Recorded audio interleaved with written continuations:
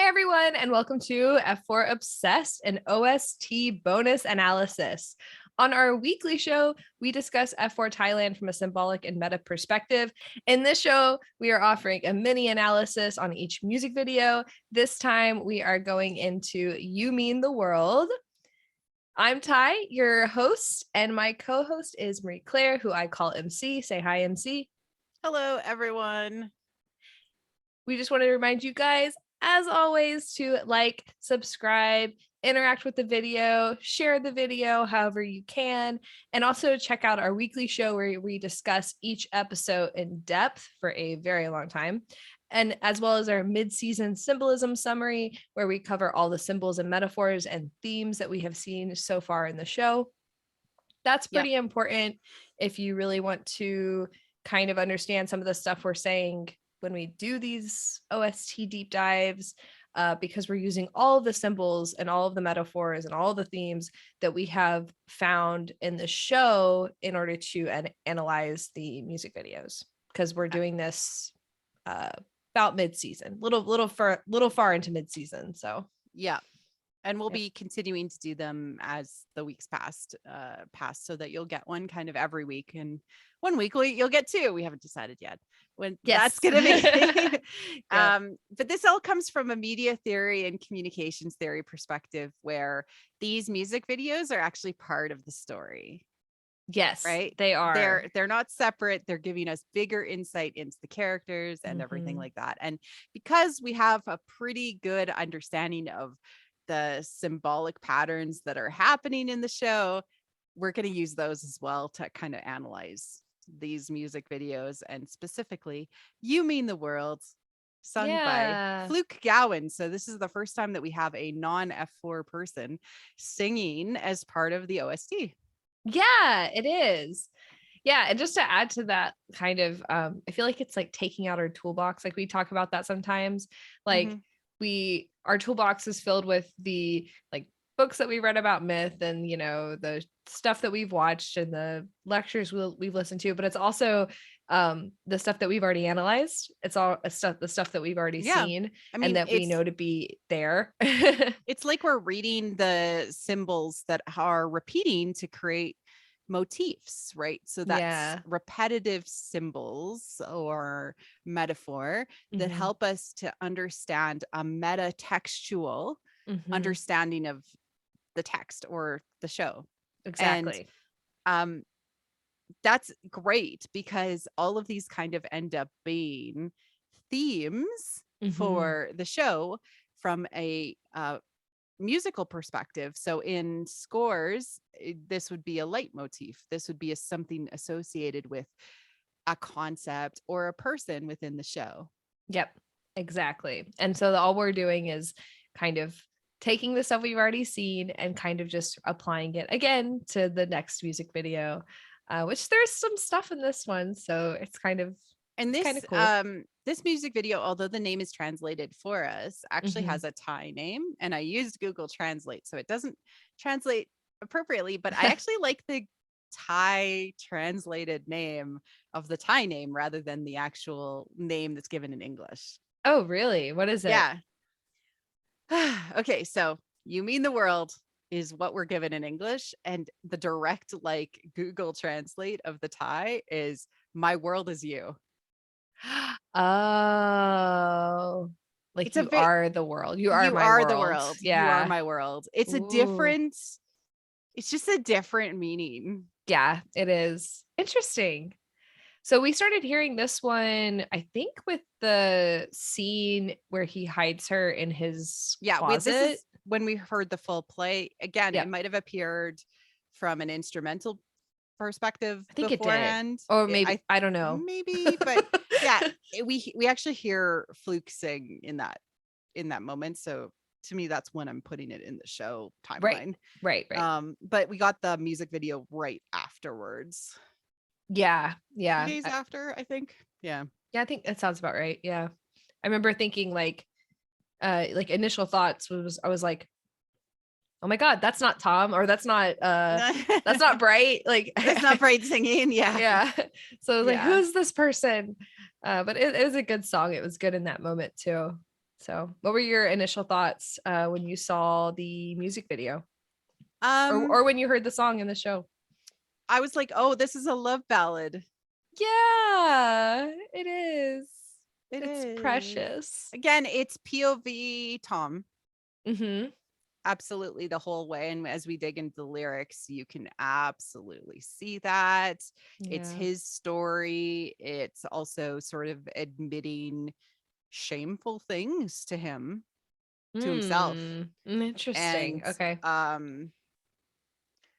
how alone he is and depressed. Oh. Okay. What do you notice?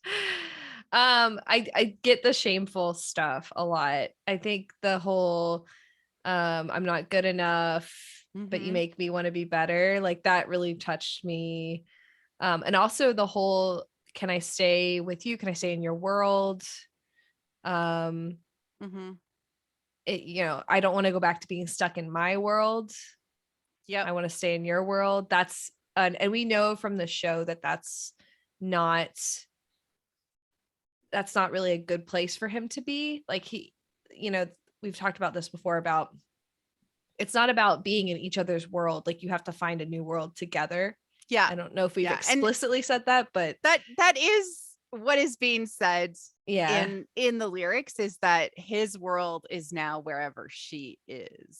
It's not Yeah. explicit in the lyrics, but he does say, like, you know, can I stay? Would you please, you and me together? Right. And that's the idea, that it actually doesn't matter. He can't be like in his world all alone anymore, but Mhm. he also knows like he just needs to be with her. And that is the new world that they're building together.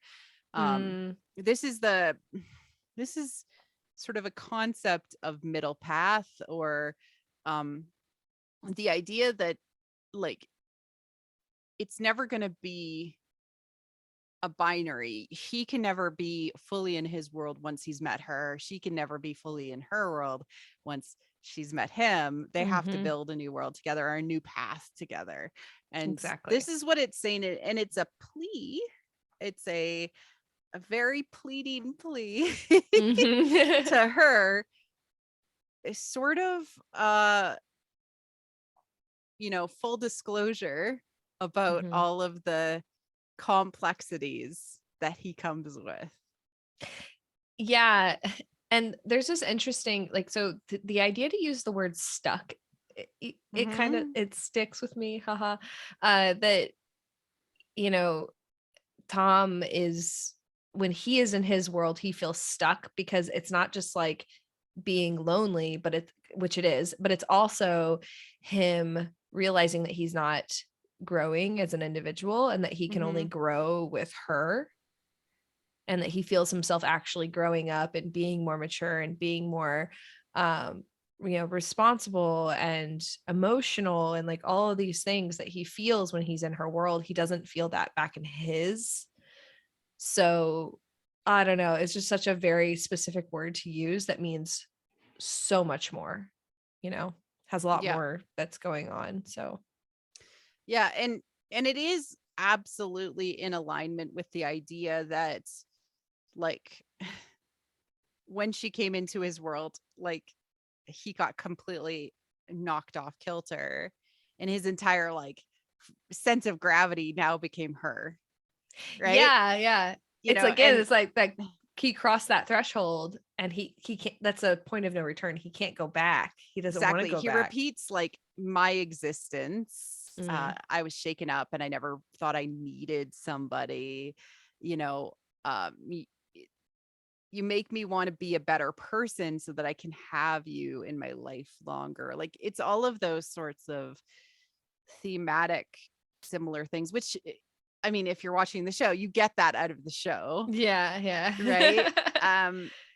but it also, in some ways, it's not in the text, but it is like him basically asking her to take responsibility for this. Oh, I like that. Like, I can't go uh back, I'm too scared to go back, yeah. I don't want to be alone, Mm. you've changed me fundamentally, I can't go back. Take Yeah. responsibility for me. I'm a Yeah. lost Tom. It's like it's when It's he like shows it's up like at the with the house. burp, burp, burp. Announcement, please. Somebody please collect their Tom on aisle 3. Please. But yeah, your Tom is waiting for you to be collected. Like literally, he can't go back to who he was, and he's Yeah. in some ways asking her to take responsibility for him Yeah. emotionally, like Mhm. in like olden school days, like, oh, you've kissed me, now you have to take responsibility for me. Yeah, in a way. I used to be a cold person so I could survive the loneliness of my own old world. Now I'm not, and I can't survive over there without you. I mean, it literally is just, it's like he crossed the threshold to dependency. Yeah. This is something like, we've been talking about with Goya's journey, is that she's not there yet. So she has this idea in her head that she has to be independent. Like she has to be strong, independent, just take care of herself on top of taking care of everybody else. But she has no need currently, but she doesn't recognize her need to depend on somebody else and to lean on somebody else. He does. He's already at that point. He's like, I need you. You're my emotional support, Goya. Yeah. And she's got to realize that too, because once she does, I mean, like, yeah, I mean, they're great together.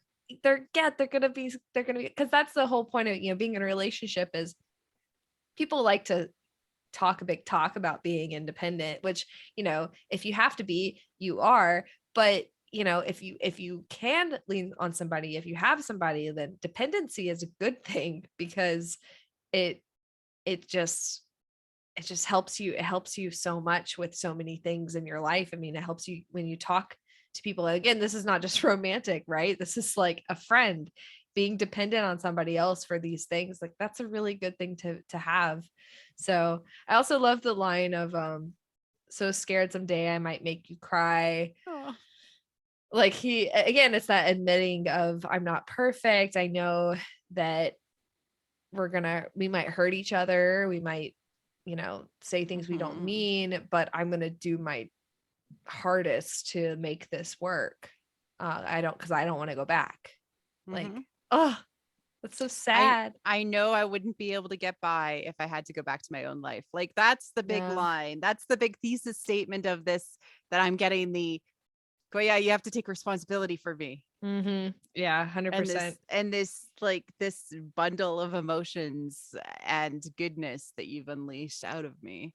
Yeah. I can't go back to being the hard beast cursed that I was. Yeah, it's great. Oh, it's so good. All right. So let's look at some of the visuals.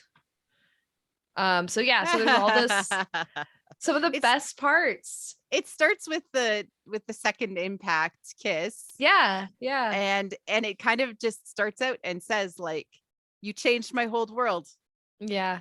Well, that's when it started. That's when you changed my whole world. Yeah. But actually, maybe it wasn't when she kicked him, because that was a challenge. This was when he was like, oh, wait. Yes, this was the love part of it. Yeah. This is when he was like, okay, I don't just want to challenge her back. I don't just feel like intrigued by her. Like, I feel like that's more, the kick is like an intriguing thing. He's interested in her. He wants to understand her. He doesn't know why. And then when the kiss happens, the accidental kiss, is when he's like, they lingered on that too. Yeah. Oh yeah. Yeah. Oh yeah. And what's really interesting is we get Fluke, right, who's framed as the narrator of this internal POV of Tom. That is what happens, but he's always alone. Yeah, there's no people around him at all. No people around, and it's like it's this upward shot always of him. It's just like you can only see the sky, and like the tree, I guess, and like the parking garage, whatever, but you can only see like him but it's like, from this upper shot, and he's just sort of like wandering around the street lonely. Yes, but he eventually goes inside somewhere, right? Yeah, eventually, but there's some other stuff first. Okay, go ahead. Okay, so in the first little bit, it goes through kind of all of these scenes where, you know, like you made a cold person, um the same old world I built up, but he is able to show like how much he's changed inside and out through the different scenes that are in there. And then he brings her into his house as kind of the, you've come in and shaken my whole world up. That's what happens kind of next. But they focus on the scenes that they've had a ton of intimacy up until that point in the show when this was released. Right. And there's this moment, oh, it's actually on screen, just before we kind of see them stuck in their own world where they're literally hidden in the hallway. It like swings the camera and it's like swaying with his like voice, which is like, I don't want to go back, stuck in my own world. And it's incredibly powerful what they did with the cinematography of the swaying. Like it was like I can't go back. Like it's almost like the camera is saying no to the audience. Like it swings back and forth. Yeah. And then also like the lights also shining behind him in a way, again, like kind of showing us like there's this, it's this new thing, it's a new day, it's a new experience or something like that. Yeah. And we get the rest of the chorus, you know, talking about how, you know, you've made my life so complete. Can we stay here together in this like hidden hallway, which they keep on flashing the stairwell? Like this is him expressing how he was feeling in those moments when they're all together and alone. Well, that's, to him, that's their world. Like it's their hidden world. Yeah. That's their hidden world. We've talked about that. Like a lot of people have talked about that on Twitter and stuff, because there's this recurring theme of the meeting at night or meeting in the dark. And that is their world. That is their safe place that they've created together. But the problem is that they have to bring it into the light, and they have to find a way to make this work all the time, not just in the dark, not just hidden away. So, and just before we get kind of the shift to the sort of nighttime phase of the music video, which I'll get to in a second, it's the shot of them yelling at him on the bus. And I was like, that's such an interesting moment. He's still in love with her, even though she's upset with him. Like, I love that. Like, that's what that's saying, because it's only moments that Tom is in love with her. Like, right. And I'm like, okay, so you're including that. And then it shifts to this nighttime outfit for Fluke. And he's in the bar.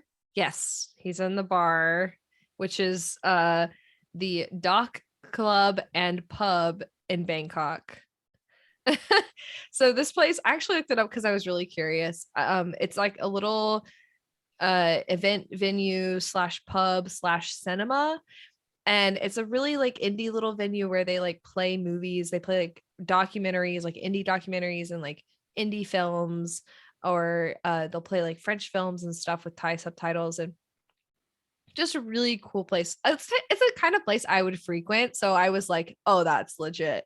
But the scenery where he's at when they're filming it there, he's in front of the bar specifically, and above him there's like a little quote from a filmmaker, Agnes Varda, and it says, "I'm small, I was always small, but only physically." That quote is always there. Like I saw it in the picture, but it was just so interesting that that's kind of where they chose to shoot the music video, because Agnes Varda is like one of the first and most well-known like women filmmakers, and she employed a lot of that first kind of idea of like feminist theory and feminine gaze like in her filmmaking. Feminist icon Tom. Yeah, I mean seriously. and also like it kind of shocked me. Again, this doesn't mean very much, but if you guys are film nerds, like, you know, the idea of gaze, GAZE, in film is really important, and it's really important for this show because we see Goya through Tom's eyes, through his gaze, and they're telling the story through the idea of gaze through both of their viewpoints. They've done it through the show a lot, so to see we're getting it actually on this slide in the video here, we get her looking at him being like a drowned rat, but we also get him looking at her being asleep. Like we get examples of this, and it's both femme gaze. These are both femme gaze views. Super femme gaze. Yeah, exactly. I love that because again, it's just this idea of film through this way of looking at it through this perspective is not that common. It's not something we see a lot, like, so it's very special when we do see it, but then also to have this backdrop as this place where people go and watch those types of movies and people go and watch kind of the things on the fringes, even though this is not a show that's on the fringes. Like, this is very much trying to be mainstream, and yet they're doing things, they're exploring these techniques that are on the fringes. It just makes my heart just so full. What do you think of the Fluke pity party that's happening? I felt embarrassed for him. I'm not gonna lie. He's literally singing to the bartender. We don't ever see the bartender, but he's literally at the bar having a drinking pity party about how sad he is, and specifically at the point he's talking about how his flaws could hurt her, and like he has no choice though. Yeah, like he's having his little like I'm pitying myself, like I'm destined to be alone. I am destined to be alone, and because I'm such a terrible person, and my date never showed up. She was supposed to come to this dock club and pub with me, and we were supposed to watch an Agnes Varda film, and now I'm all alone. And it's because I'm a terrible person. That's funny. Yeah, he's definitely having like a little pity party at the bar. Definitely. That's how they're framing it. This is like, there's 3 parts this music video. There's the street part, there's the at the bar part, and then there's a secondary bar part, which is in the same location, I think, but just as a different shot. But it goes really into like how he feels like he's going to try to become a better man from a lyrics perspective. He touches her face. Tom touches her face at the same time as Fluke is singing about that, right? So that, again, the focus and the lens of the song is all about how all of this is focused on this relationship, and how Tom's whole world, instead of you mean the world, is actually my world is you. Which totally makes more sense when you actually get into the lyrics. And it just digs into like this massive focus, but it is framed against this very soulful pity party that's happening in a bar. Yeah, exactly. Did you give it any other? Oh yeah, you did. Okay, good. Okay. Yeah, because there's a few other visuals too. Like they were so interesting. Yeah. It goes into a few other scenes are shown where Tom is pushing her, accidentally pushes her the gate down. He rescues her. It focuses on Tom in the rain, showing sincerity. So it's all of these like very sort of key moments for the character of Tom. Him rescuing her in the field, and they linger on the moment where he looks at her, and they look at each other for a really long time. Which is really good. And then we kind of shift to Fluke being sad by a window. Instead of being at the bar, he's now sad by a window. Now and it's funny because it's like the sign from the bar, the dock club and pub sign. Oh, you can see it. The red sign. Yeah, that's the red sign. So yeah, the light from the neon sign is on his face. So there's like a blue and red thing going on. Yeah. Which we've talked about a lot. Yeah. Yeah. That funny. Absolutely. What does that mean, Ty? Well, if it's from Tom's perspective, then he is the red, and blue is either depression, or it's Ren, or it's kind of just the cool side of Tom's decision making or something like Yeah, that. it's the conflict. The Potentially conflict that's within him. Like he needs to be able to, if he could stay away from her and like not hurt her, he would, but he can't because he can't go back. Come on, Goya, take responsibility for me. Yeah, exactly. We get the broken door again. And like very quickly we get in the hidden house, almost kiss. We get the original date. We get the zoo, and we get Fluke all alone pleading at the end. and that's like the end of the music video. Oh yeah, and that's the end of the music video. There isn't all that much left. It's just these key like emotional beats for Tom that we see up until the point when the music video was released, because they don't want to show us too much else. But it's really just yes, you are my world. Oh, you are now my center of gravity, and please take responsibility for me. Please ask me to be your husband, wife, your wife guy. Like that's what he wants. I love that, even though like all of these songs have a kind of a thread running through them, mainly because we know the story and we've been watching the story, so we know that thread very well, but there is common themes running through all of them. They are still very different. So far, like they have not created a song or a music video for the show just because they can.